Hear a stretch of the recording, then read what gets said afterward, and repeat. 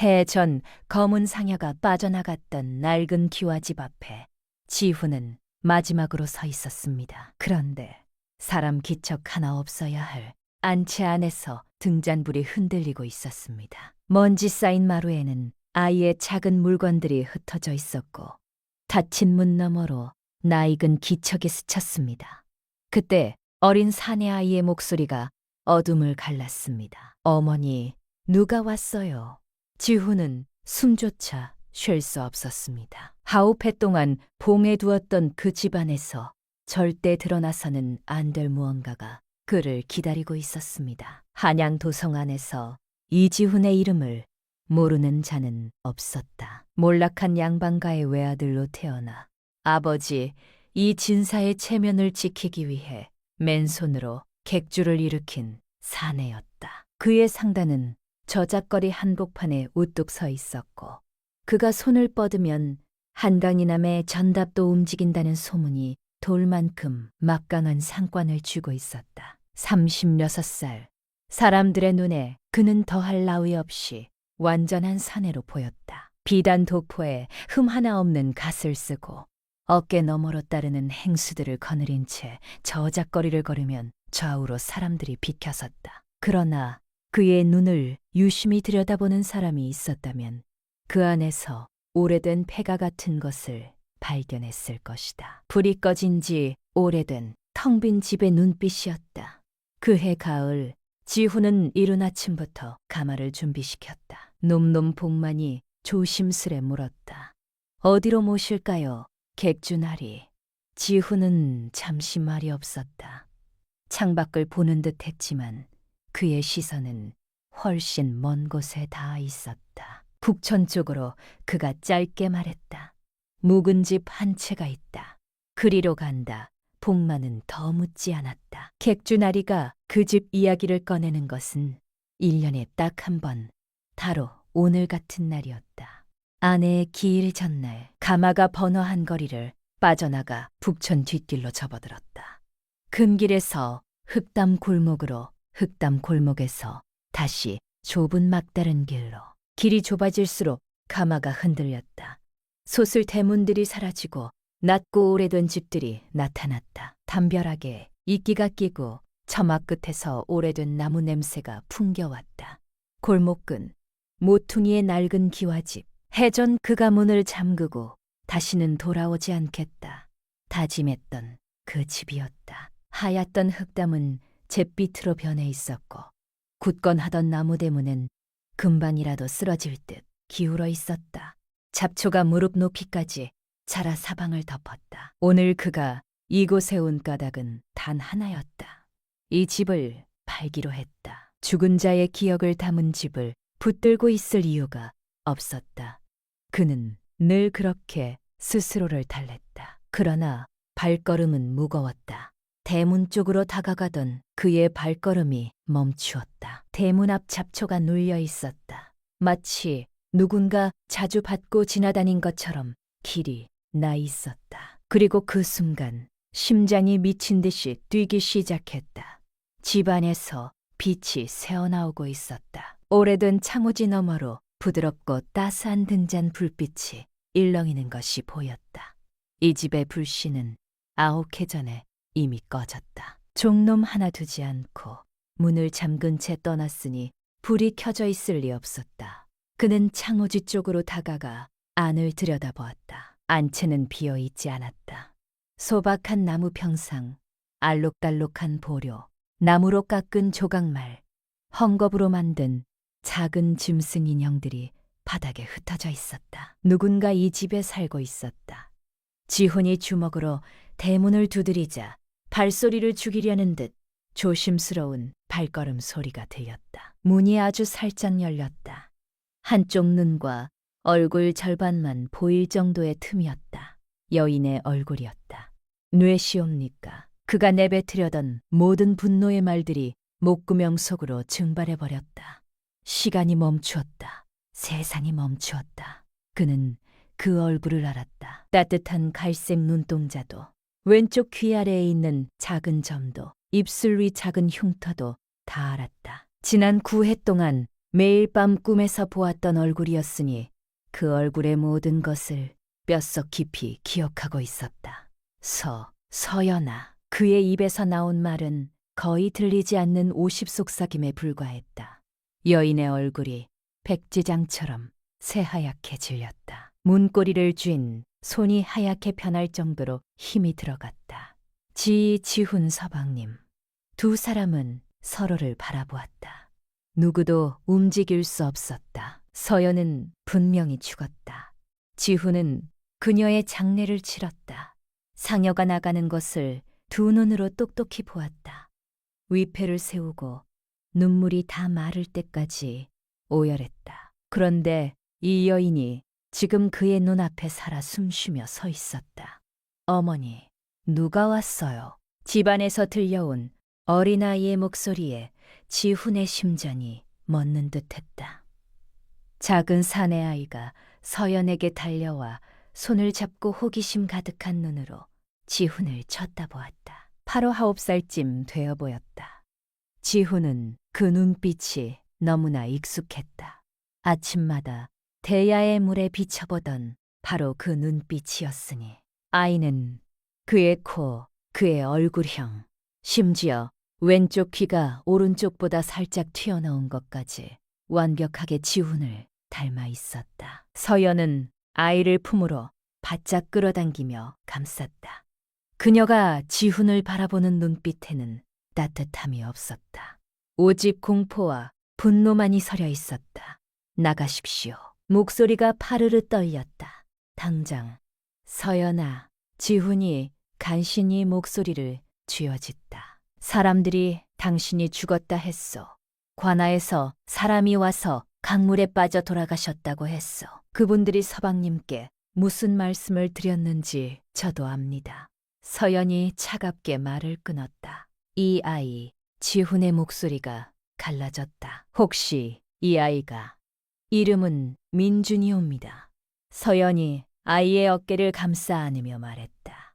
더 묻기 전에 분명히 말씀드리겠습니다. 서방님께서는 이곳에 어떤 권리도 없으시고 우리 삶에 끼어드실 자격도 없습니다. 이 아이에게 서방님은 아무것도 아니십니다. 나가주십시오.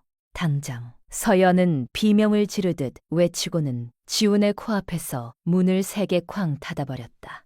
지훈은 맷돌 위에 선체로 닫힌 문을 멍하니 바라보았다. 창호지 너머로 서연이 평상에 앉아 민준을 품에 안고 등을 토닥이는 모습이 보였다. 두 사람 모두 울고 있었다. 팔아치우기 위해 찾아왔던 그 집은 그의 인생에서 가장 거대한 비밀을 품고 있었다. 그의 아내는 죽지 않았다. 그에게는 아들이 있었다. 그날 밤 지훈은 한숨도 자지 못했다. 녹달한 행랑채 대청에 혼자 앉아 칠흑 같은 어둠 속에서 허공만 응시하였다. 서연이 살아있다. 민준이라는 아들도 있다. 내 삶 전체가 끔찍한 거짓말 위에 세워져 있었다. 새벽이 되자 그는 삼배바지에 무명 저고리로 갈아입었다. 거울 앞에 서니 예전의 지훈과 더 닮아 보였다. 모든 것을 갖기 전 아직 속이 텅 비어버리기 전에 그 사람. 거상 민씨 측 사람이 매매 문서를 들고 올 시각에 그는 복만에게 짧게 전하였다. 오지 말라 전해라. 그 집 팔지 않겠다. 다시 그 집으로 갈 것이다. 진짜 대답을 들어야만 했다. 이른 아침 지훈은 홀로 북촌 그 집 앞 골목어기에 섰다. 해가 한 뼘쯤 떠올랐을 무렵 대문이 열렸다. 서연이 민준의 손을 잡고 밖으로 나왔다. 민준은 낡은 책 보따리를 등에 메고 깡충깡충 뛰며 제잘거렸다. 서연은 그런 아들을 보며 미소 짓고 아이의 눈을 찌르는 머리카락을 쓸어넘겨 주었다. 그들은 완벽한 가족처럼 다른 누구도 필요치 않은 것처럼 보였다. 두 사람이 모퉁이를 돌아 사라지자 지훈은 대문으로 걸어갔다. 9해 전 그 열쇠가 아직도 있었다. 딸깍 아직도 열렸다. 집안의 냄새는 그의 기억과는 달랐다. 된장 끓이는 냄새, 빨래비누 향, 따뜻한 가족의 냄새였다. 안채는 너무 많이 변해 있었다. 소박한 평상 위에 밝은 방석들이 놓여 있었고 벽에는 민준이 그린 그림들이 붙어 있었다. 집, 나무, 웃는 해, 여인과 손을 잡고 있는 사내 아이, 어른 남자의 모습은 어디에도 없었다. 부엌 선반에는 밥그릇 둘, 수저 둘, 사발 둘, 하나는 크고 하나는 작았다. 낡고 흠집이 났지만 깨끗하게 닦여 있었다. 오래된 도간에는 된장이 조금, 두부 반모, 달걀 몇 개가 전부였다. 두뚜막 옆작과 상자 안의 엽전을 세어보니 몇 푼 되지 않았다. 그게 그들이 가진 전부였다. 안방은 이제 민준의 방이 되어 있었다. 낡고 해진 나무 장난감들이 선반 위에 가지런히 정리되어 있었다. 아끼며 소중히 다룬 흔적이 역력했다. 작은 책상 위 천자문 쓰기 종이에 훈장의 붓글씨로 잘하였다고 적혀 있었다. 아이의 이름은 서민준이었다. 강씨 마님에게 들키지 않기 위해 서연은 아이에게 제 성을 붙이고 아비의 이름을 비워두었다. 이지훈의 성은 어디에도 없었다. 아이는 지훈이 이 세상에 존재한다는 사실조차 모르고 있었다. 서연의 방 옷장 위에 작은 비녀 하나가 놓여 있었다. 다가가서 보니 옥으로 만든 것이었다. 지훈이 혼례날 직접 서연의 멀리에 꽂아주었던 바로 그 비녀였다. 강심아님이 그날 밤 서연에게 신분패, 놀이개, 자신이 서연임을 증명하는 모든 것을 배 안에 두고 내리라 하였다. 서연은 그 말대로 하였다. 오직 이 비녀 하나만 품속에 숨겨나왔다. 구해가 지났어도 정성스레 닦아보관돼 있었다. 지훈은 비녀를 들어 올렸다가 도로 내려놓았다. 손이 떨렸다. 비녀 옆 낡은 종이 묶음 안에는 의원에게 진 외상값과 탕약값을 적어둔 쪽지들이 빼곡히 끼워져 있었다. 어떤 것은 붉은 먹으로 갚았다고 그어져 있었고 나머지는 아직 갚지 못한 빚으로 남아 있었다. 종이 묶음 맨 뒤 누렇게 바른 봉투에서 호적 단자가 나왔다. 이름 서민준, 생년 기해년 10월, 어머니 서연, 아버지 성명불상, 기해년 10월. 서연이 죽었다고 판명된 지 8월 뒤였다. 서연이 사라졌을 때 그녀는 이미 아이를 품고 있었던 것이다. 지훈이 넓은 행랑채에서 비단을 걸치고 기름진 음식을 먹으며 수백 냉짜리 거래를 손가락으로 가리키는 동안 서연은 이곳에서 뼈 빠지게 일하며 혼자 힘겹게 아이를 키워내고 있었던 것이다. 그때 대문이 열리는 소리가 들렸다. 민준아, 손부터 씻어야지. 서연의 목소리였다. 지훈은 벌떡 일어섰다. 작은 발소리가 마루 쪽으로 다가왔다. 민준이 안방 문을 열고 나오고 있었다. 지훈이 마루로 나가는 순간 두 사람의 눈이 마주쳤다. 지훈과 꼭 닮은 눈동자가 공포로 커졌다. 어머니, 어제 그 어른이 우리 집에 들어왔어요. 서연이 단숨에 뛰어 올라와 지훈과 민준 사이를 막아섰다. 어찌 들어오셨습니까? 나한테 열쇠가 있었어. 지훈이 더듬거렸다. 미안하오. 당장 나가지 않으시면 포조를 부르겠습니다. 서연이 덜덜 떨리는 목소리로 외쳤다. 딱 5번의 호흡만. 지훈이 양손을 들어 올리며 애원했다. 설명할 시간 그것만 줘. 그러고 나서 당신이 원하면 가겠소. 서방님 설명 따위 듣고 싶지 않습니다. 이곳에서 아무 결이 없습니다. 내 아들이여. 지훈이 외쳤다. 무너지듯 참아왔던 감정이 터져나왔다. 민준이 겁에 질려 서연의 등 뒤로 숨었다. 그 사고 소식을 듣고 아무런 의심도 없이 제 죽음을 받아들였을 때 그때 서방님은 그 권리를 잃으셨습니다. 당신이 죽은 줄 알았으니까 그런 것이오. 장례를 치렀어. 상녀가 나가는 것을 내 눈으로 똑똑히 보았다고. 그 괜히 왜 그리 굳게 닫혀 있었는지 한 번도 궁금하지 않으셨습니까? 서연이 눈물을 흘리며 소리쳤다. 열어서 확인해달라 하지도 않으셨지 않습니까? 제가 죽었다고 말씀드린 분이 바로 어머님이셨으니까요. 그리고 서방님은 그 말씀을 의심 없이 믿으셨지요. 늘 어머님이 하시는 모든 말씀을 철석같이 믿으셨던 것처럼 지훈은 명치 끝을 세게 얻어맞은 것 같았다. 그게 무슨 말이요? 어머니, 저 무서워요. 민준이 속삭였다. 서연은 깊은 숨을 내쉬며 눈물을 닦아냈다. 5번 호흡 달라 하셨지요. 좋습니다. 드리겠습니다. 하지만 여기서는 안 됩니다. 민준이 앞에서는 안 됩니다. 그녀는 뒤돌아서 민준의 눈높이에 맞춰 무릎을 꿇었다.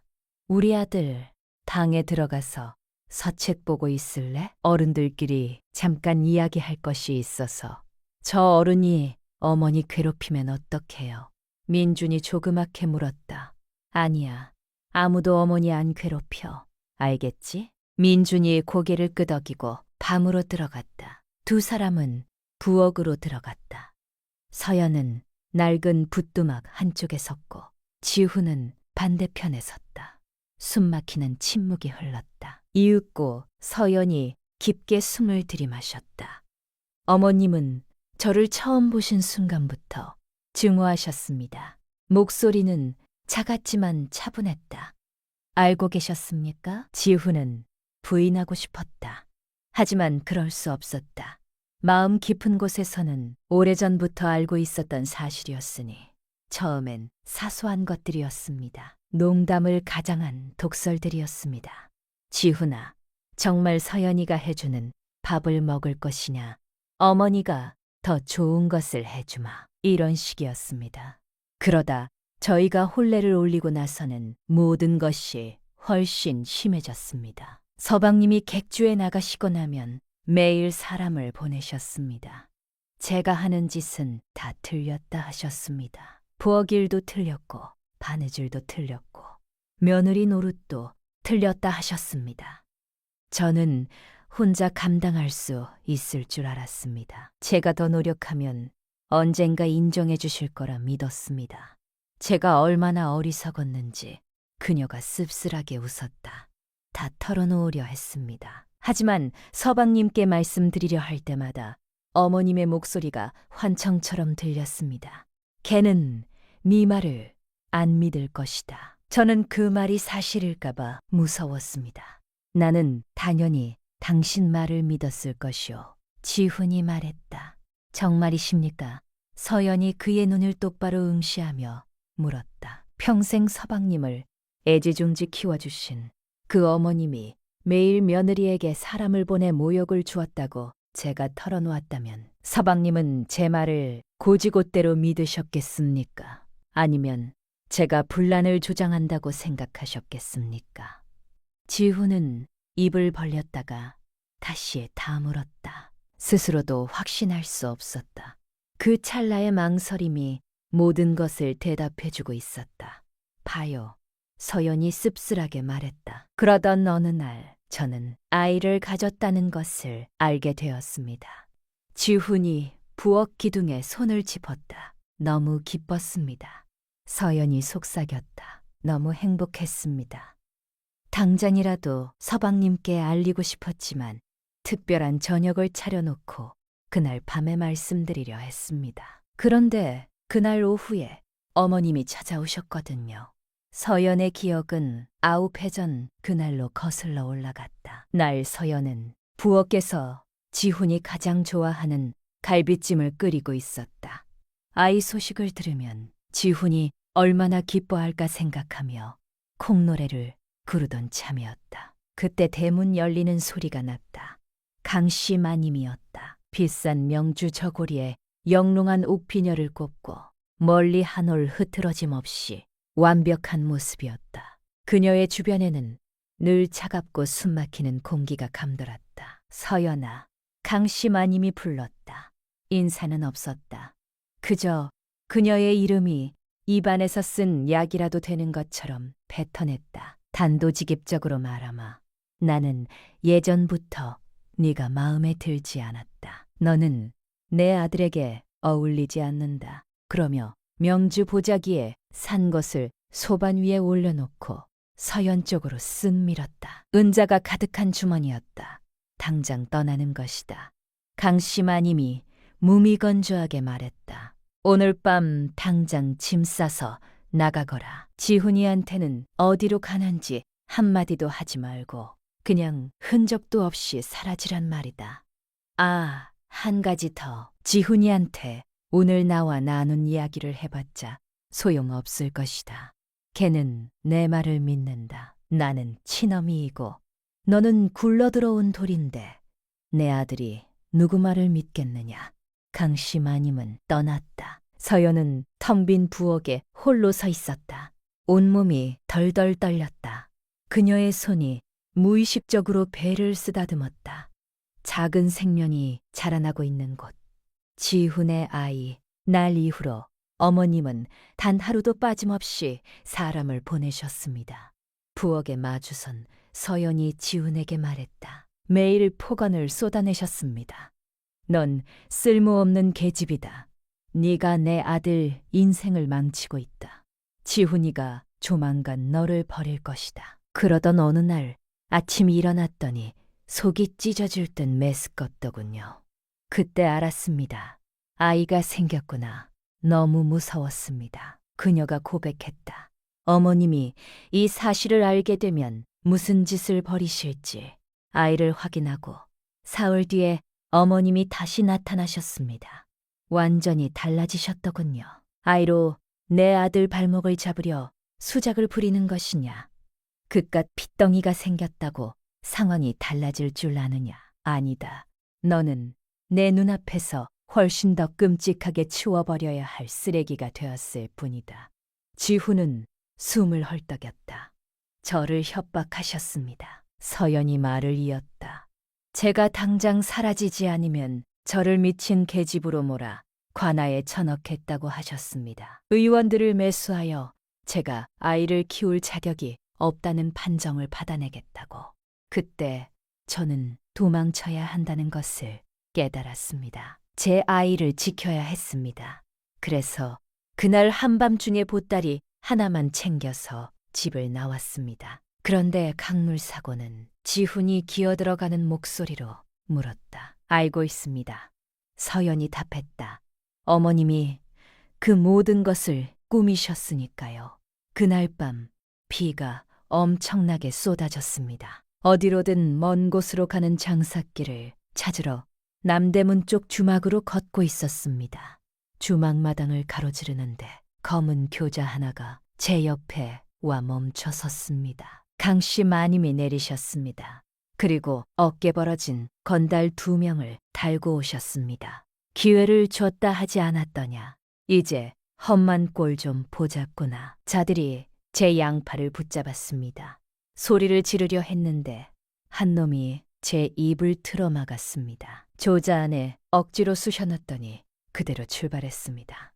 데려간 곳은 한강가의 폐창고였습니다. 사방이 캄캄하고 인기척이라고는 없는 아주 외딴 곳이었습니다. 강씨마님은 관아에 아는 자들이 많았고 저작거리 아전들 중 이미 그분 손에 들어온 자들이 숙하였습니다. 저는 그분이라면 진짜로 못할 것이 없다는 것을 알고 있었습니다. 창고 안에는 낡은 거룻배 한 척이 강가에 매여 있었습니다. 이 배를 몰고 강 한가운데로 나가거라. 거기서 신분패와 놀이개, 멀리 장식까지 네가 서연이라는 것을 증명할 만한 것은 모두 배 안에 두고 내려라. 그리고 뒤도 돌아보지 말고 영원히 사라져라. 시키는 대로 하면 새 출발할 돈은 주마. 하지만 거부한다면 지금 당장 이곳에서 무슨 일을 당할지 모를 것이다. 아이를 가진 몸으로 혼자 갇혀서 제게 무슨 선택권이 있었겠습니까? 저는 시키는 대로 했습니다. 그 낡은 배를 몰고 강 한가운데로 나갔습니다.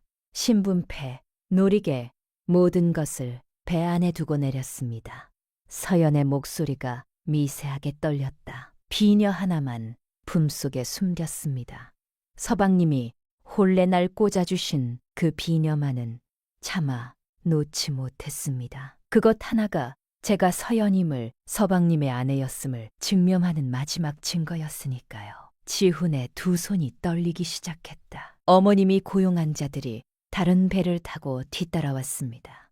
그 자들이 제가 타고 있던 거룻배에 기름을 쏟아부었습니다. 그리고 불을 질렀습니다.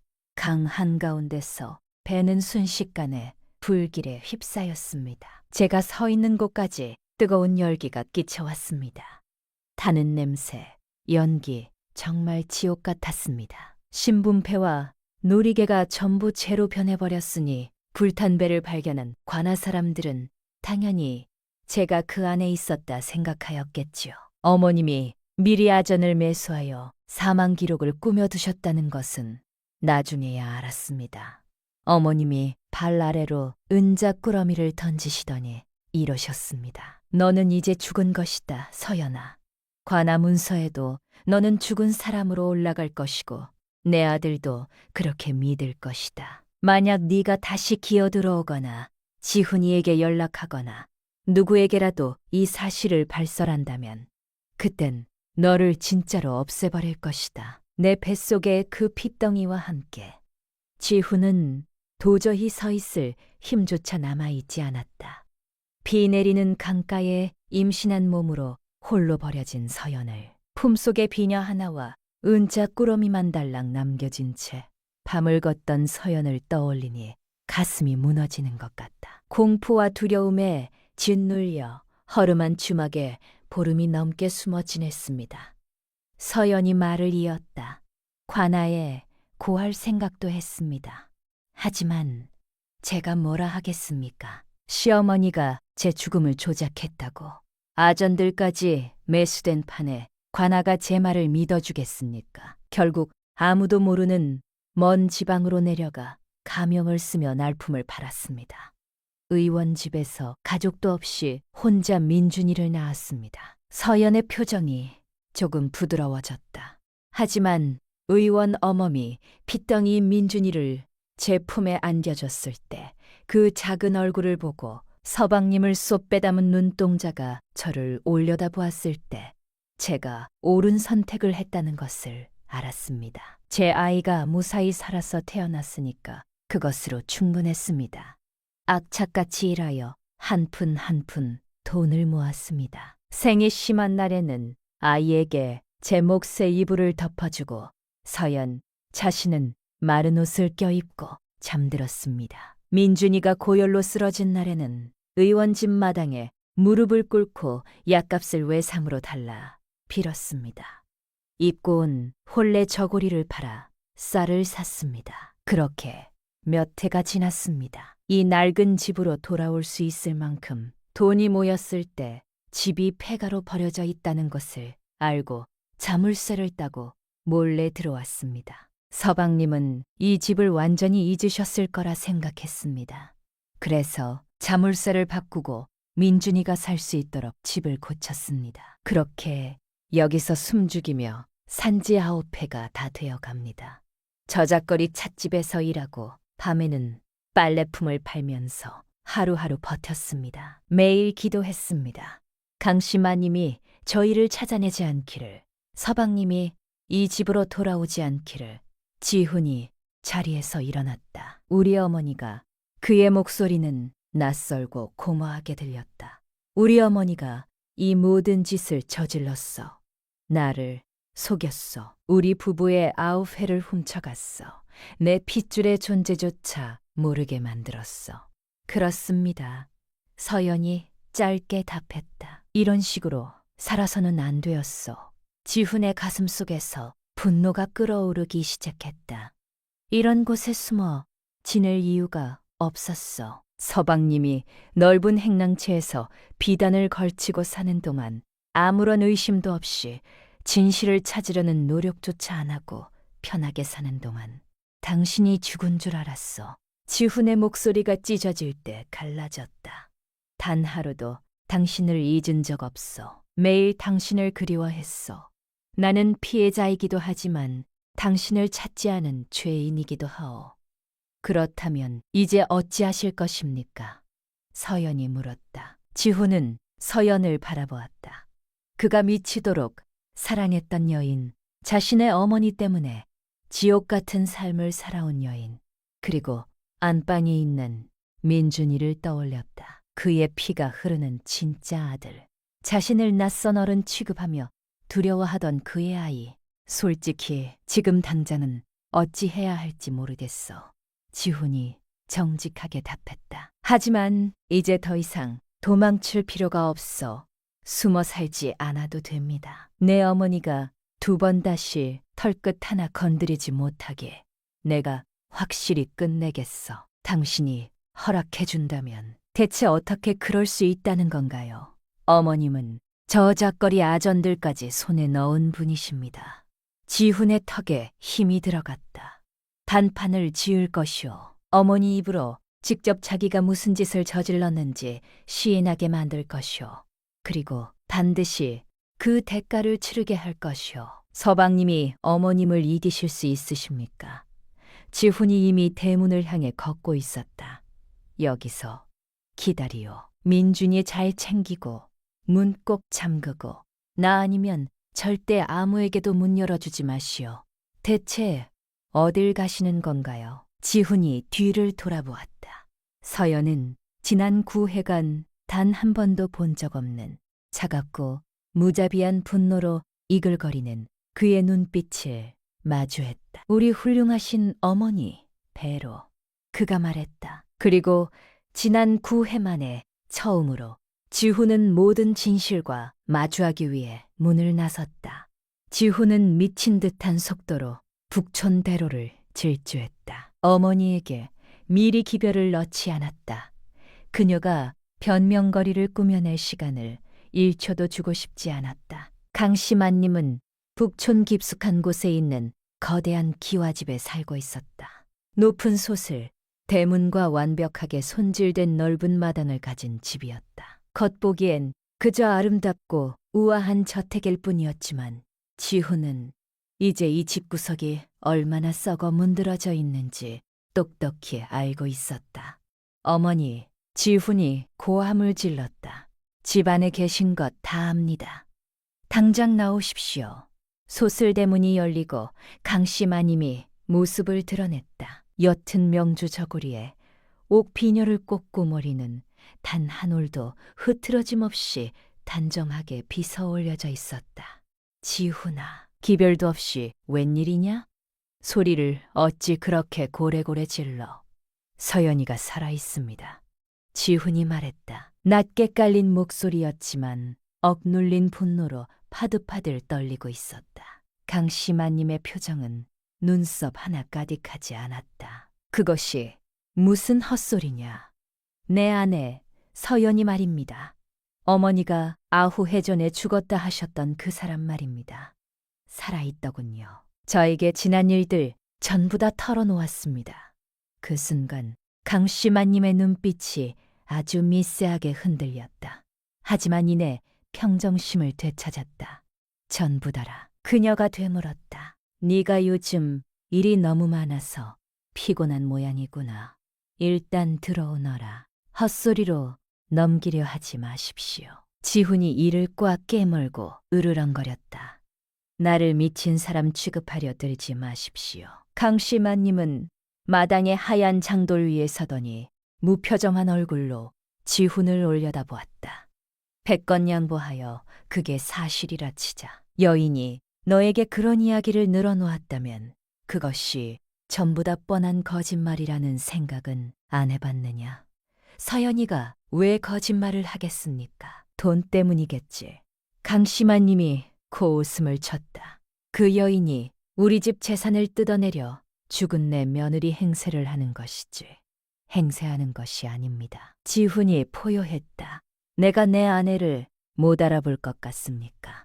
제 아들도 있었습니다. 이름은 민준이고 9살입니다. 제 눈, 제 얼굴을 소름 돋게 쏙 빼당했습니다. 서연이가 사라졌을 당시 임신하셨던 그 시기와 정확히 맞아떨어지는 9살이라고요. 세상에 너 닮은 눈을 가진 아이가 한둘이겠느냐. 그딴 건 아무런 증거도 안 된다. 거짓말 좀 그만하십시오. 지훈이 악을 썼다. 어머니가 무슨 짓을 하셨는지 다 압니다.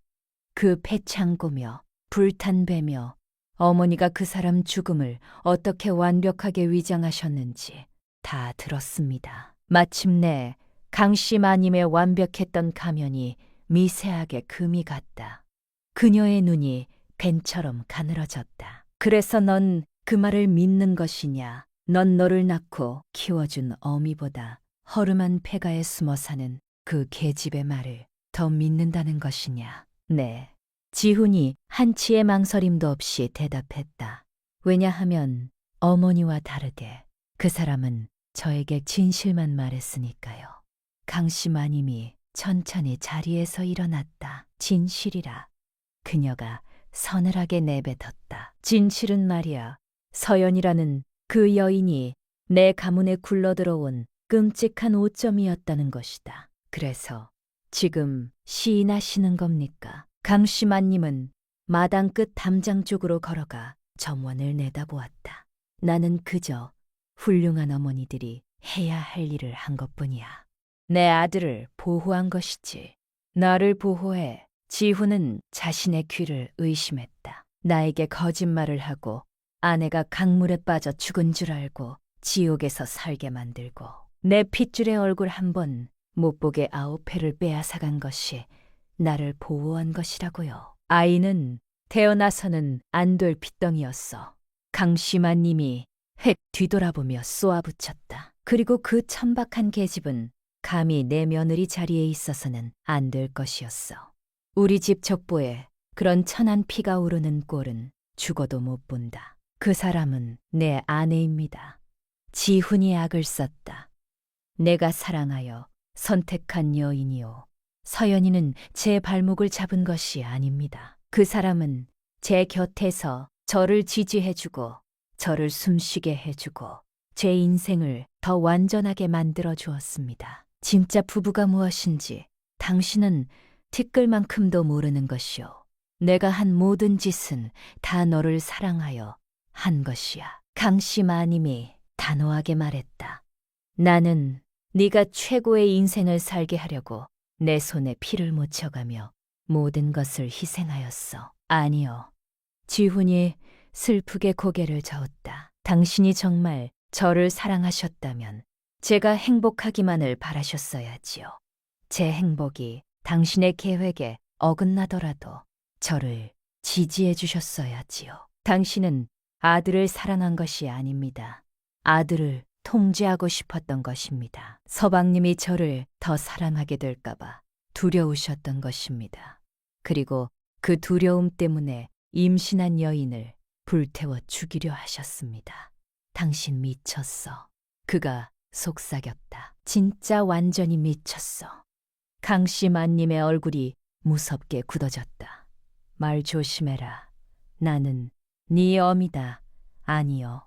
지훈이 천천히 고개를 저었다. 진짜 어머니라면 이런 끔찍한 짓은 안 합니다.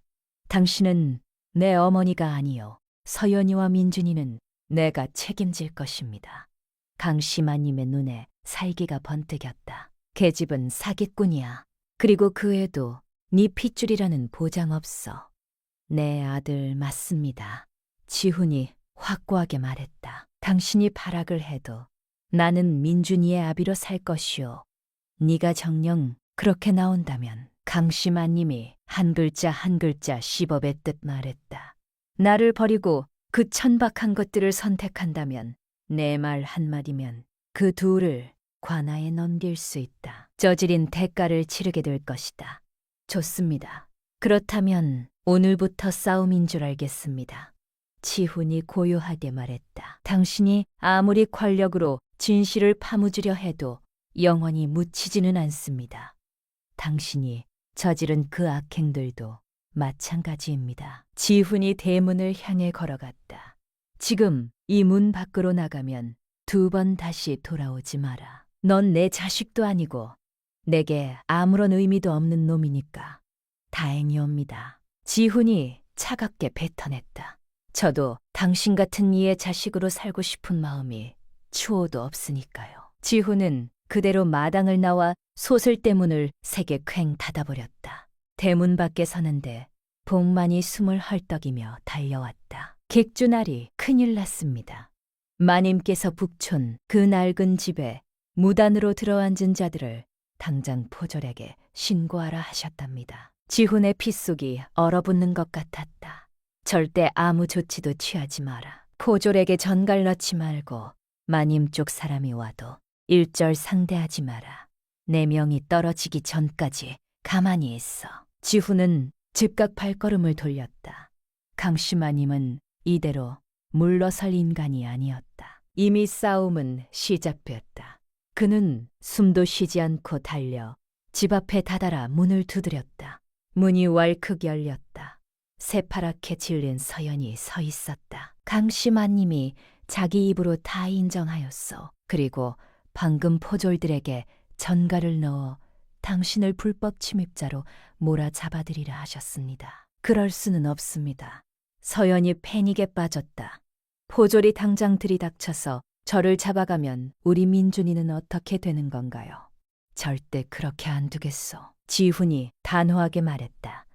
내가 무슨 수를 써서라도 막을 것이오. 말이 끝나기도 전에 대문 밖에서 거친 발소리와 함께 주먹으로 문을 두드리는 소리가 울렸다. 쾅쾅쾅. 관아에서 나왔다. 안에 있는 자들은 문을 열어라. 서연의 얼굴에서 핏기가 싹 가셨다. 민준아, 위로 올라가거라. 서연이 아이를 밀어 올리려 했지만 민준은 겁에 질린 얼굴로 어머니 치마폭을 붙잡았다. 지훈은 깊게 숨을 들이마신 뒤 대문을 열었다. 문 밖에는 포졸 둘과 아전 하나가 서 있었다. 아전이 날카로운 눈으로 집안을 훑어보며 말했다. 이 집에 주인 허락 없이 숨어 사는 계집과 아이가 있다는 신고가 들어왔다. 집문서상 주인이 이지훈이라 들었는데 그대가 이지훈이 맞느냐? 맞소. 지훈이 대답했다. 그리고 이 집에 무단으로 숨어 사는 사람은 없소. 여인과 아이는 내가 허락하여 지내게 한 사람들이요. 서연이 놀라 지훈을 바라보았다.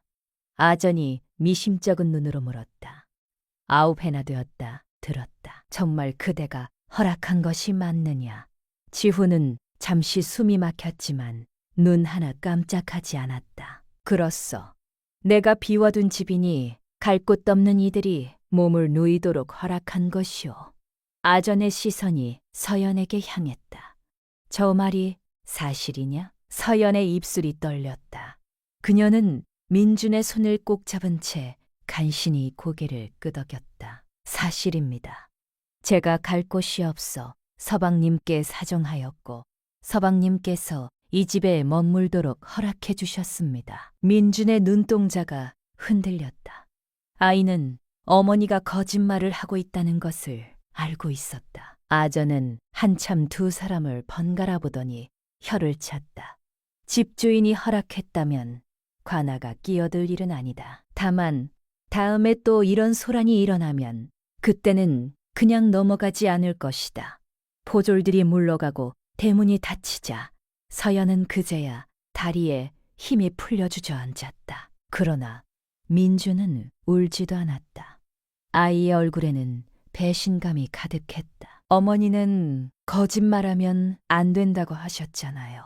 그런데 왜 포졸 아저씨들 앞에서 거짓말했어요? 서연이 말문을 잃었다. 지훈이 천천히 민준 앞에 무릎을 꿇었다. 네 말이 맞다. 우리가 거짓말을 했다. 정말 미안하다. 하지만 아까 사실대로 말했다면 네 어머니는 관아에 끌려가고 너는 어머니와 떨어질 수도 있었다. 나는 그 일을 그냥 두고 볼 수 없었다. 왜요? 민준이 떨리는 목소리로 물었다. 어른이 먼데 우리 어머니를 지켜요. 지훈은 가슴이 찢어지는 듯 했지만 아직 모든 진실을 말할 수 없었다. 네 어머니가 내게 아주 소중한 사람이기 때문이다. 그리고 네 어머니가 소중하니 너도 내게 아주 소중하다. 민주는 대답하지 않고 서연 뒤로 숨어버렸다. 서연은 눈물을 훔치며 낮게 물었다. 이제 어떻게 하실 겁니까? 지훈은 이를 악물었다. 저희에게는 진실이 있어. 그리고 그 진실을 증명할 수 있는 사람을 한 명 알고 있어. 아버지여, 서연의 두 눈이 휘둥그레졌다. 이 진사님이여, 두 분은 몇 해 전에 따로 살림을 차리셨다 들었습니다. 그래서 희망이 있어. 지훈이 설명했다. 두 분이 갈라서시면서 지저분하게 싸우셨어. 아버지가 무언가 갖고 계실지도 모르오. 함께 사실 당시 어머니의 출납 기록이나 장부 같은 것을 아버지가 무리이시면 어쩔 수 없지만 지금은 찬밥 더운 밥 가릴 때가 아니여. 이 진사는 한양 외곽 조용한 동네에 단출한 기와집을 짓고 살고 있었다. 강씨마님의 솥을 대문 저택과는 비교도 안 되게 작고 소박한 집이었다. 지훈아, 이 진사가 아들을 보고 놀란 표정을 지었다. 어인일이냐, 기별도 없이. 아버지, 급하게 도움이 필요합니다. 이 진사는 지훈의 긴 이야기를 단 한 번도 끊지 않고 끝까지 묵묵히 들었다. 안색은 잿빛으로 변해갔다. 지훈이 말을 마치자 사랑방에는 무거운 정적이 흘렀다. 여인이 독하다는 것은 30년 넘게 함께 살면서 뼛속 깊이 알고 있었지만 설마 자기 며느리에게 이런 짓까지 저질렀을 줄은 꿈에도 몰랐구나. 이 진사가 참담한 눈빛으로 고개를 들었다. 사실 나는 오래전부터 무언가 이상하다 여겼다. 서연이가 죽었다 하여 장례를 치른 지 한 달쯤 지났을 무렵 우리 집 전장장부에서 큰 돈이 빠져나간 적이 있었다. 내 어미는 전담 매입대금이라 둘러댔지. 처음에 은자 100냉, 몇 주 뒤에 30냉이 추가로 빠져나갔다. 때나도 경황이 없던 터라 깊이 파고들지 못했으나 마음 한구석이 영 찜찜하여 그 무렵의 출납 기록을 따로 챙겨두었다. 장부와 어음사본, 돈이 오간 날짜까지 전부다. 그 여인이 갈라서면서 재산을 빼돌릴까봐 담호용으로 만들어둔 것이었지만 이렇게 쓰이게 되는구나. 지훈의 가슴 속에 희망의 불씨가 타올랐다. 그 장부들 지금 어디 있습니까? 내 방 안쪽에 자물쇠 채워서 고이 모셔놓았다. 이 진사가 말했다. 그리고 한 가지 더. 갈라서면서 네 어미 재산 목록을 뒤지다 발견한 것인데 강씨 마님 명의로 된 폐창고가 하나 있었다. 한강변 의식한 곳에 있는 버려진 창고였어. 서연이가 사고를 당하기 1년 전쯤에 사들인 것이더구나. 쓸모도 없는 허름한 건물을 왜 샀나 의아하였는데 그리고 서연이 사고 후 반년 만에 시세보다 훨씬 산 헐값으로 팔아치웠어. 마치 무슨 흔적을 지우듯이. 거기입니다. 서연이 백지장처럼 질리며 말했다. 저를 납치하여 데려간 그 폐창고. 건달들이 저를 끌고 갔던 그곳. 어머님 명의였다고요. 이 진사가 끄덕였다. 그래. 그리고 한 가지 더 있다. 이 진사가 천천히 말했다. 장부를 찾다가 낡은 서찰 하나가 나왔다. 한 달쯤 전에 발견하였는데 무엇인지 몰라 따로 보관해 두었지. 지훈이 서찰을 받아 펼쳤다. 맡기신 물건은 강 위에서 태웠고 신분패와 놀이개도 함께 넣었습니다. 관아 쪽 사람에게는 이미 말이 들어갔으니 남은 은자 30냉을 약속한 곳에 두십시오. 이하 7곡패상. 지훈이 벌떡 일어섰다. 이것이면 충분합니다. 출납기록, 폐창고 매매문서, 이 서찰, 이것을 들고 강씨마님 눈앞에 들이밀 것이오. 그러나 당장 관아로 달려가면 강씨마님은 몇 해짜리 진흙탕 싸움으로 질질 끌 것이오. 그동안 서연이와 민준이에게 무슨 짓을 할지 모릅니다. 정면 승부입니다. 이 서찰을 쓴 칠복이라는 자를 찾아 대동하고 쳐들어가는 것입니다. 그럴 수는 없습니다. 서연이 겁에 질려 뒷걸음질 쳤다. 아니면 이 증거들을 전부 들고 관아와 저작거리에 내놓겠다는 조건을 걸어서 나도 같이 가겠다. 이 진사가 단호하게 나섰다. 강씨 마님은 무려 30년 넘게 내 부인이었던 여인이야. 여인이 어디까지 괴물이 될 수 있는지 진작에 알아채고 막았어야 할 책임이 나에게도 있다. 지후는 묵묵히 고개를 끄덕였다. 그렇다면 우리 네 사람이 함께 가는 것입니다. 그날 밤 지훈이 전가를 넣자 칠복은 한참을 끙끙대며 침묵하였다. 이 진사가 이미 서찰과 출람 기록을 갖고 있다는 말을 들은 뒤였다. 이윽고 칠복이 긴 한숨을 내쉬었다. 알겠습니다. 싹 다 풀겠습니다. 날 이후로 제대로 잠을 자본 일이 없었습니다. 밤마다 그날 밤 강물 위에 홀로 서 계시던 그분이 꿈에 나타납니다. 눈을 감으면 횃불 타는 냄새가 납니다. 이제 제대로 갚아야 할 때가 되었습니다. 사실은 강심아님이 잔금을 절반만 치르고 나머지는 끝내주지 않으셨습니다. 그래서 저도 그분이 제 입을 언제 막으러 올지 내내 불안하였습니다. 다음 날 이른 아침 강심아님의 대저택 앞에 네 사람이 섰다. 두툼한 증거 장부 묶음을 쥐인 이 진사, 잔뜩 주눅든 칠복, 그리고 서연. 지후는 서연에게 민준과 집에 남아있으라 권하였지만 서연은 단호하게 거절하였다. 저는 지난 9회 동안 쥐새끼처럼 숨어서 도망만 쳤습니다. 이제 도망치는 것은 신물이 납니다. 끝장을 볼 것입니다. 이번에는 서연이 도망치지 않았다. 네 사람은 모든 거짓말이 잉태된 저택 앞에 섰다. 지훈이 대문을 두드렸다.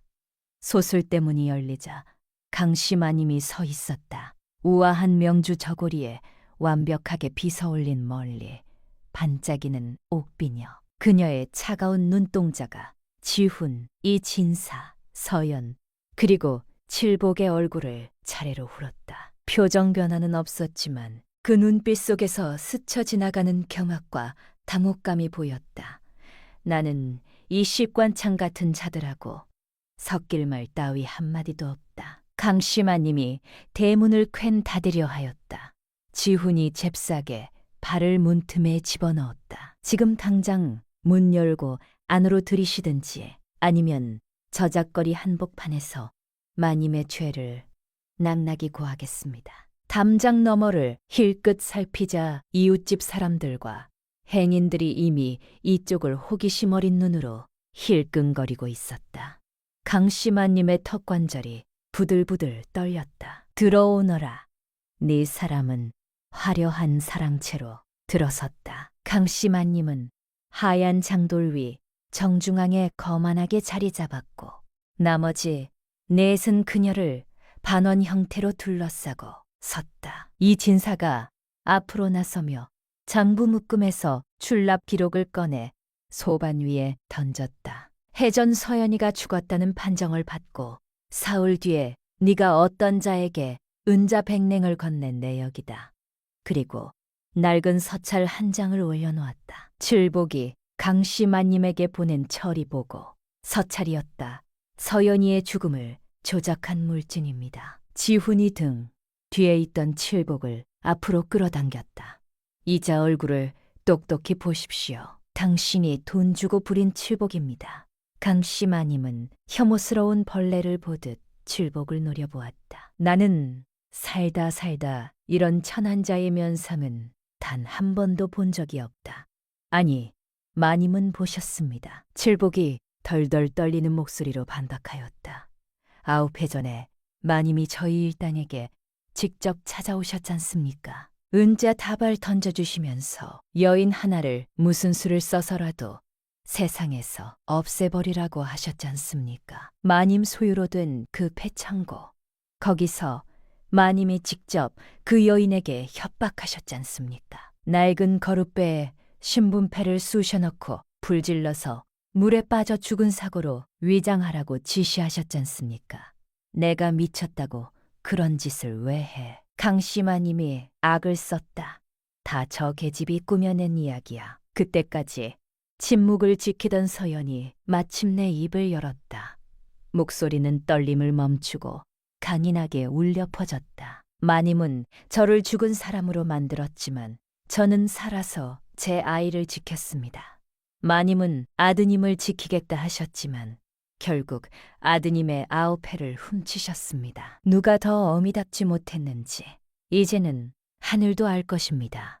강씨마님의 얼굴이 피가 터질 듯 붉어졌다. 근본도 없는 미친년이 감히. 하지만 선택하셨지 않습니까? 서연이 한 발짝 다가서며 쏘아붙였다.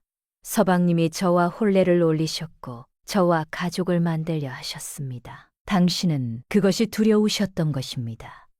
아들에 대한 모든 통제권을 저에게 뺏길까봐 어느 어미가 자식 인생 망치는 것을 두고 봐 강씨 마님이 가슴을 퀭퀭 치며 절규하였다. 너를 최고로 키우려고 내 살을 깎아 먹었는데 내 놈은 저 시권창 계집 하나 때문에 그 모든 것을 헌신짝처럼 버리려 하였잖아. 이 장부들과 저 서찰이면 충분합니다. 이 진사가 소반 위에 출납 기록, 서찰, 폐창고 매매 문서를 와르르 쏟아부었다. 이 정도면 관아에서 문초를 열고 죄를 묻기에 차고 넘치는 증거다. 너희들 그딴 종이 쪼가리 몇 장으로 나를 꺾을 수 있을 것 같으냐. 강씨마님이 덜덜 떨리는 목소리로 외쳤다. 강씨마님은 소반 위 증거들을 홀린 듯 쳐다보았다. 언제나 완벽하게 장착돼 있던 오만함과 평정심이 바스라져 내리는 소리가 들렸다. 백건 양보하여 이것이 다 사실이라 쳐도 이미 9회나 지난 일이다. 9회가 지났다고 하여 산 사람을 죽은 자로 만든 죄가 씻기겠습니까? 지훈이 가차없이 말을 잘랐다. 율문을 아는 이에게 이미 물어보고 왔습니다. 임신한 여인을 협박하고 납치하여 죽은 사람으로 꾸민 죄는 결코 가볍지 않습니다. 강씨마님이 털성 자리에 주저앉았다. 지훈은 평생 처음으로 어머니의 눈동자에서 짐승 같은 공포를 보았다. 원하는 것이 무엇이냐? 진실입니다. 지훈이 말했다. 당신 입으로 직접 이 모든 짓을 저질렀다고 지금 당장 시인하십시오. 그리고 이 각서에 피로 지장을 찍으십시오.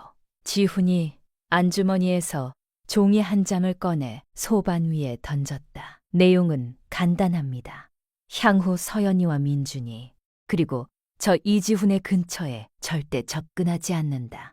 어떠한 방법으로도 연락, 협박, 간섭을 일절하지 않는다. 또한 강씨마님이 이 자리에서 시인한 모든 악행에 대한 책임으로 서연이와 민준이가 평생 살찐 문서를 넘기고 양육에 필요한 전답 일부를 이전한다. 이 각서는 이 진사와 문좀 어른들 앞에 봉하여 보관하고 강씨마님은 오늘 이후 집안 살림과 상단 출납에서 손을 뜬다. 만약 이를 어길 시 이 장부와 서찰과 증인을 모두 데리고 관아에 나아가 율문에 따라 죗값을 치르게 한다. 피로지장을 찍으시면 저희는 당장 관아에 가지 않겠습니다. 만약 내가 이것에 지장을 찍지 않는다면 그렇다면 오늘 당장 관아로 쳐들어가는 것입니다. 지훈이 망설임 없이 말했다. 전장 출납 기록과 서찰 그리고 칠복을 데리고 당신은 남은 여생을 죄인으로 살게 될 것이오. 뿐만 아니라 이 사건을 이 진사어른과 저작거리 사람들이 모두 알게 할 것이오. 양반과 부인이 임신한 며느리를 납치하고 죽음을 조작하였다는 소문이 한양 전체에 퍼지면 마님이 그토록 아끼시는 가문의 체면이 어찌 되겠습니까? 강씨 마님의 목소리가 처음으로 덜덜 떨리며 금이 갔다. 네가 정녕 네 친어미를 관아에 쳐넣겠다는 것이냐? 당신은 임신한 내 아내를 불태워 죽이려 하였습니다. 지훈이 얼음장처럼 차갑게 쏘아붙였다. 제 아들을 9회 동안 아비도 없이 굴러다니게 만들었습니다. 네, 당신이 지장을 거부하시면 1초도 안 망설이고 관아에 데려갈 것입니다. 강씨 마님은 텅 빈 눈으로 사랑채를 둘러보았다. 모든 결정적 증거를 준 전 남편 이진사, 자기 돈을 받고 더러운 심부름을 하였던 칠복, 온갖 지옥을 겪고도 꿋꿋이 살아 돌아온 서연, 그리고 철천지원수를 대하듯 자신을 노려보는 핏줄 지훈까지 그녀의 완벽하였던 제국은 무너졌다. 천천히 뼈마디가 굳은 노인처럼 강씨마님이 각서문을 집어들었다. 내용을 꼼꼼히 읽어내려가는 그녀의 손이 떨리고 있었다. 그녀가 마지막으로 고개를 들어 지훈을 쳐다보았다. 내가 여기에 지장을 찍으면 훗날 우리가 다시 얼굴 볼 날이 있기는 한 것이냐. 지훈의 턱이 굳어졌다. 모르겠습니다. 아주 오랜 세월이 지나면 어쩌다 우연히 볼지도 모르겠지요. 하지만 조만간은 절대 아닙니다. 당신이 저지르신 짓들, 저는 절대 잊지도 용서하지도 못할 것이니까요. 나는 네 어미다. 강씨마님이 부서질 듯 속삭였다. 당신 계획이 제 행복보다 중요하다 결정하신 그 순간부터 당신은 스스로 제 어미이기를 포기하신 것입니다. 강씨마님의 뺨을 타고 결국 눈물 한 방울이 굴러 떨어졌다. 그녀는 갑자기 너무도 작고 초라하고 늙은 노파처럼 보였다. 소반 위 붓을 들어 손가락을 벌렸다. 덜덜 떨리는 손으로 피를 묻혀 지장을 찍었다. 이 진사가 각서문을 집어들고 차갑게 말했다. 이 문서는 오늘 안으로 문중 어른들 앞에 봉해둘 것이다. 네가 그토록 지키려던 가문의 체면 때문에 이제 너는 그 가문 앞에서 네 죄를 숨긴 채 평생 고개를 들지 못할 것이다. 지훈은 아무 말 없이 그 각서문을 받아 품에 넣었다. 이제 다 끝났습니다. 당신은 우리 인생에서 영원히 떠나주시고 우리도 당신 인생에서 영원히 사라져드릴 것입니다. 강씨마님은 아무 말도 하지 않았다. 자리에 힘없이 앉아 허공을 응시할 뿐이었다. 지훈이 몸을 돌려 대문을 향해 걸어갔다. 문을 나서기 직전 마지막으로 뒤를 돌아보았다. 강씨마님은 그 거대한 기와집 마당에 홀로 남겨져 있었다. 가슴 한구석에서 달려가 안아주고 싶은 미련이 아주 찰나 스쳐갔다. 하지만 그럴 수 없었다. 그녀가 부숴버린 것들은 도저히 다시 이어붙일 수 없는 파편들이었으니까. 지훈은 묵묵히 밖으로 나와 소슬대 문을 닫았다. 그리고 아우 해 만에 처음으로 폐부 깊숙이 시원한 공기를 들이마시며 완벽한 자유를 느꼈다. 저택 밖골목에 모인 네 사람은 한동안 아무도 입을 열지 못하였다. 칠복이 헛기침으로 분위기를 깬다. 저기, 그러면 이제 저는 어찌 되는 것입니까? 지훈이 그를 노려보았다. 내 놈이 한 짓이 사라지는 것은 아니다. 오늘 당장 관아에 끌고 가지 않는 것은 서연이와 민준이를 또다시 소란 속에 세우고 싶지 않기 때문일 뿐이다. 너는 이 자리에서 네가 보고 들은 모든 일을 적은 자백서에 수결을 남기고 훗날 관아에서 부르면 언제든 나와 증언해야 한다. 도망치거나 입을 바꾸는 순간 나는 강씨마님보다 먼저 내 놈부터 관아에 넘길 것이다. 칠복은 얼굴이 흑빛이 된 채 덜덜 떨며 수결을 남겼다. 서연이 차갑게 한마디 덧붙였다. 오늘 당신이 진실을 밝혀준 용기 하나는 인정하겠습니다. 그러나 그날 밤 제 아이와 저를 지옥으로 몰아넣은 죄까지 사라지는 것은 아닙니다. 칠복은 아무 말도 못하고 고개를 조아린 뒤 죄인처럼 뒷걸음질쳐 물러났다. 이 진사가 지훈의 어깨를 꽉 쥐었다. 아들, 장하다. 오늘 네가 한 일은 진짜 용기가 없으면 못할 일이었어. 지훈이 아버지를 끌어안았다. 아버지 안 계셨으면 어림도 없었습니다. 이 진사는 서연을 바라보았다. 9해 전엔 너를 지켜주지 못하였지만 이번엔 그 죄값을 조금이나마 갚은 것 같구나. 이 진사는 흐뭇하게 웃으며 먼저 제 집으로 떠났다. 적어도 이제 안전합니다. 지훈이 서연을 바라보며 말하였다. 어머님은 두 번 다시 당신을 해코지하지 못합니다. 당신과 민준이는 더 이상 숨을 필요도 없이 두 발 뻗고 숨 쉬며 살 수 있어. 서연의 두 눈에 눈물이 차올랐다. 어찌 살아야 할지 모르겠습니다. 너무 오랫동안 쫓기듯 살아왔으니 두렵지 않게 사는 법을 잊어버렸습니다. 지훈이 서연의 두 손을 굳게 맞잡았다. 하루씩 하루씩 천천히 가면 됩니다. 내가 옆에서 다 도와주겠소. 당신이 허락해준다면. 두 사람은 함께 발걸음을 옮겨 그 낡은 집을 향해 걸어갔다. 모든 비극이 잉태되었던 장소. 하지만 이제 새 출발의 요람이 될 그 집으로 민준이는 냇돌에 쭈그려 앉아 흙바닥의 나뭇가지로 그림을 그리고 있었다. 두 사람의 발소리가 들리자 아이가 고개를 번쩍 들었다. 어머니, 이제 오셨어요? 서연이 아이를 꽉 끌어안았다. 민준아, 어머니랑 이 어른이랑 민준이에게 아주 중요한 이야기를 해줄 것이 있어. 민준의 미소가 싹 가셨다. 나 뭐 잘못하였어요. 아니야, 절대 아니야. 지훈이 서둘러 끼어들었다. 그냥 어른이 너에게 진지하게 해주었어야 하는 이야기가 있어서야. 세 사람은 집 안 사랑방으로 들어갔다. 민준이는 방 한가운데 앉았고 서연과 지훈이 양옆에 앉았다. 서연이 민준의 작은 손을 꼭 잡았다. 민준아, 예전에 민준이가 어머니에게 아버지에 대하여 물어본 적 있지. 아버지는 왜 우리와 함께 살지 않느냐고. 그때 어머니가 아버지는 민준이가 태어나기도 전에 떠났다고. 민준이가 세상에 있는지도 모른다고 하였잖아. 서연의 목소리가 파르르 떨렸다. 그것은 반은 맞고 반은 틀린 말이었어.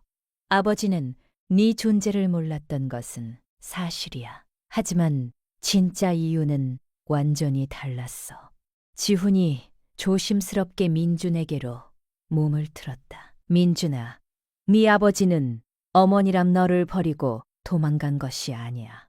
아버지는 아주 오래전에 어머니가 사고로 돌아가신 줄 알았어. 누군가가 아버지에게 아주 나쁜 거짓말을 하였거든. 그래서 민준이가 이 세상에 태어났다는 사실도 꿈에도 몰랐던 것이야. 그러면 우리 진짜 아버지는 지금 어디 있어요? 이제 제가 있다는 것을 알아요? 아들, 네 아버지는 며칠 전에야 민준이가 있다는 것을 처음 알게 되었어. 서연이 민준의 손을 더 꽉 잡았다. 그리고 앞으로 평생 네 곁에서 아버지로 살고 싶어 하셔. 만약 민준이가 허락해준다면, 그러면 아버지를 볼 수 있어요. 언제 오세요? 서연이 눈물이 그렁그렁한 눈으로 지훈을 쳐다보았다. 지훈이 숨을 깊게 들이마시고 민준을 똑바로 응시하였다. 민준아. 지훈이 갈라진 목소리로 속삭였다. 내가 네 아버지야. 민준의 입이 떡 벌어졌다. 아이는 지훈을 판히 쳐다보았지만 아무 말도 나오지 않았다. 나도 알아. 엄청 혼란스럽고 당황스럽지. 지훈이 다급하게 말을 이었다. 지금 당장은 내가 동네 낯선 어른처럼 보일 거야. 하지만 내가 진짜 네 아버지야. 네가 태어날 때 옆에 있어주지 못하여서, 네 첫걸음마를 못 보아서, 처음 아버지라고 부르던 순간을 놓쳐서, 네 생일마다 곁에 없어서 정말 미치도록 미안해. 진짜 뼛속 깊이 후회해. 민준이가 고개를 돌려 어머니를 쳐다보았다. 어머니, 이 어른 진짜 제 아버지 맞아요? 서연의 볼 위로 눈물이 뚝 떨어졌다. 아들. 지훈 어른이 내 친아버지 맞아. 민준이가 다시 지훈을 쳐다보았다. 마치 처음 보는 사람처럼 지훈의 얼굴 구석구석을 꼼꼼히 살폈다. 눈이 똑같이 생겼네요. 아이가 조그맣게 중얼거렸다. 그래. 지훈이 울음을 삼키며 말하였다. 우리 눈은 똑같아. 코도 똑같이 생겼고. 어머니가 그러시는데 우리 둘 다 고민할 때 입술을 내미는 버릇도 똑같대. 진짜 제 아버지예요? 가짜 아니고요? 진짜 너의 진짜 아버지야. 민준이는 긴 침묵에 빠졌다. 지훈과 서연은 아이가 이 거대한 진실을 소화할 수 있도록 조용히 기다려 주었다. 마침내 민준이가 입을 열었다. 만약 진짜 저희 아버지이시면요. 왜 한 번도 저를 찾지 않으셨어요? 어머니가 돌아가신 줄 알았다 하여도 아이가 있었는지 찾아볼 수는 있었잖아요. 왜 저를 버려두셨어요? 가슴을 찢어놓을 듯 아프지만 너무도 정당하고 똑똑한 물음이었다. 지훈은 무릎을 꿇고 민준과 완전히 시선을 맞추었다. 네 말이 맞아. 아버지가 어리석었어. 남들 말만 믿을 것이 아니라 더 미친 듯이 찾아보고 의심하였어야 하였는데. 그것은 아버지가 죽을 때까지 후회하고 반성할 죄야. 아버지는 과거를 되돌릴 능력이 없어. 하지만 딱 하나 약속할 수 있는 것은 오늘부터는 매일매일 내 곁에 딱 붙어 있을 것이라는 거야. 제가 싫다고 하면요? 아버지가 저를 버려두신 것이 미워서 제가 아버지 싫다고 하면 어찌하실 건가요? 그렇다면 아버지는 네 마음을 다 이해할 거야. 지훈이 단호하게 말하였다. 그래도 아버지는 네 곁에 있을 거야. 왜냐하면 진짜 아버지는 힘들다고 도망치는 것이 아니라 곁에 남아서 묵묵히 지켜주는 것이니까. 민준의 커다란 눈망울에 눈물이 고이기 시작하였다. 사람들은 다 떠난다고요. 민준이가 흐느꼈다. 꼭 돌아온다고 약속해놓고 아무도 안 돌아왔다고요. 알아. 아버지가 아직 너에게 믿음을 못 드려서 네가 불안한 거 다 알아. 하지만 아버지 맹세할게. 이제 2번 다시 영원히 내 곁을 떠나지 않을 거야. 죽어도 안 떠나. 진짜 맹세하는 거예요? 맹세, 하늘의 맹세코. 민준이가 서연을 돌아보았다. 어머니, 아버지 말씀이 진짜예요. 안 가신다는 거예요. 서연이 펑펑 울며 눈물을 닦았다. 어머니 생각엔 아버지 안 가실 것 같아. 진짜야. 민준이가 다시 지훈을 쳐다보았다. 한참 동안 지훈의 눈을 응시하다 조심스럽게 작은 손을 뻗어 마치 눈앞의 어른이 진짜인지 확인하려는 듯이 진짜 아버지 맞지요? 진짜 아버지야. 민준은 그날 끝내 아버지라는 말을 바로 꺼내지 못했다. 그러나 한참 동안 지훈의 눈을 바라보던 아이는 조심스럽게 다가와 그의 소매 끝을 붙잡았다. 가지 마세요. 아주 작은 목소리였다. 그 말 한마디에 지훈의 눈물이 무너졌다. 그는 천천히 팔을 벌렸고 그제야 민준이가 와락 달려들어 작은 2팔로 지훈의 목을 꽉 끌어안았다. 지훈은 본능적으로 아이를 품에 와락안았다. 뜨거운 눈물이 그의 얼굴을 쉴 새 없이 타고 내렸다. 태어났을 때 안아보지도 못하였고 잠투정할 때 달래주지도 못하였고 잠들기 전 이야기 한번 해주지 못하였던 그의 아이가 지금 그의 품에 안겨 있었다. 이제야말로 진짜 시작이었다. 미안해. 지훈이 민준의 험클어진 머리카락에 얼굴을 묻고 흐느꼈다. 아버지가 옆에 없어서 정말 미안해. 괜찮아요. 민준이가 지훈의 어깨에 얼굴을 묻은 채 웅얼거렸다. 이제 오셨으니까 괜찮아요. 2 사람은 한참 동안 서로를 껴안고 놓지 않았다. 서연은 처음으로 환희의 눈물을 흘리며 2 사람을 지켜보았다. 마침내 민준이가 품에서 벗어났다. 눈물 콧물 범벅이었지만 입가에는 환한 미소가 번져 있었다. 근데 하나만 물어봐도 돼요? 100개를 물어봐도 돼요. 제가 처음부터 바로 아버지라고 불러야 하나요? 아니면 좀 익숙해질 때까지 지훈이 어른이라고 불러도 돼요? 당연하지. 내 마음대로 불러. 어른도 좋고 아저씨도 좋고 네가 편한 대로 부르면 돼. 민준이가 씩 웃었다. 알겠어요. 지훈이 어른. 그러더니 번뜩 생각난 듯 덧붙였다. 어른, 제기차기 할 줄 알아요? 지훈이 웃음을 지었다. 그럼 옛날에 저작거리에서 펄펄 날아다녔지. 저 좀 가르쳐 주세요. 저 제기차기 참 못해요. 서당 친구들이 다 놀려요. 그럼 가르쳐 주마. 내일 서당이 끝나면 마당에서 함께 익혀보자. 정말요? 그리하마. 지훈이 약속하였다. 민준이가 잠시 표정을 진지하게 바꾸며 물었다. 그런데 지훈이 어른은 돈이 많으세요? 우리 어머니가 너무 힘들게 일하시거든요. 낮에는 찻집에서 일하고 밤에는 빨래품을 파시고 어떤 날은 제가 잠든 줄 알고 방에서 몰래 우세요. 약값이 모자랐어요. 어른께 여유가 있으시면 우리 어머니를 조금 도와주실 수 있어요? 아니, 내가 할 일 맞소. 지훈이 서연을 다정하게 저지하며 민준을 똑바로 보았다. 민준아, 네 어머니는 너 하나 지키려고 9개 동안 뼈가 부서지라 고생하셨어. 그 고생은 온전히 아버지 탓이야. 그러니까 당연히 지금부터는 아버지가 싹 다 도와드릴 거야. 그는 고개를 돌려 서연을 쳐다보았다. 당신과 민준이 평생 내가 다 책임지겠어. 억지로 의무감 때문이 아니오. 내가 간절히 원하여서 그러는 것이오.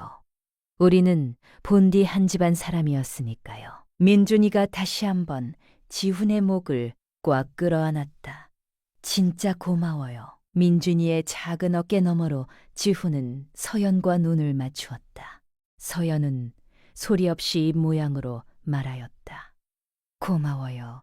지훈도 가만히 고개를 끄덕였다. 그로부터 며칠 뒤 지훈은 이 진사댁에서 오래된 나무 쾌를 하나 가져왔다. 그 안에는 이씨 문중의 족보가 담겨 있었다. 족보를 펼치자 이지훈이라는 이름 아래 텅 빈 공간이 있었다. 민준이 옆에서 고개를 빼꼼 내밀었다. 거기에 못 쓰는 거예요. 지훈이 붓을 들었다. 네 이름을 쓰는 거야. 붓이 천천히 움직였다. 이민준, 세 글자가 또렷하게 적혔다. 이제 저는 정말 이 집 아이인 건가요? 민준이 조그맣게 물었다. 처음부터 그랬다. 지훈이 답하였다. 다만 아버지가 너무 늦게 알았을 뿐이다. 서연은 한동안 그 세 글자를 바라보았다. 비녀 하나만 품속에 숨겨 도망쳤던 그날 밤부터 오늘까지 9회라는 시간이 그 세 글자 위로 고요히 흘러내리는 것 같았다. 지훈은 천천히 손을 들어 서연의 멀리에 비녀를 꽂아주었다. 혼례날 꽂아주었던 바로 그 옥비녀였다. 서연의 눈에서 눈물이 한 방울 흘러내렸다. 지훈은 아무 말도 하지 않았다. 이것은 그저 첫걸음일 뿐이었다. 앞으로 치유해야 할 상처도 많고 바로잡아야 할 과거의 흔적도 산더미처럼 쌓여 있었다. 하지만 오늘 밤 이 순간만큼은 이보다 더 완벽할 수 없었다. 그의 품에는 온 세상과도 바꿀 수 없는 아들이 있었고 그가 사랑하는 가족은 안전하였다. 그들의 삶을 지옥으로 몰아넣었던 추악한 거짓말은 마침내 영원히 박살나 사라졌다. 등잔불이 조용히 일렁이는 그 낡은 기와집에서 산산조각 났던 가족이 처음으로 온전히 하나가 되어 앉아 있었다. 예전 꺼졌던 불씨가 이제야 다시 타오르고 있었다.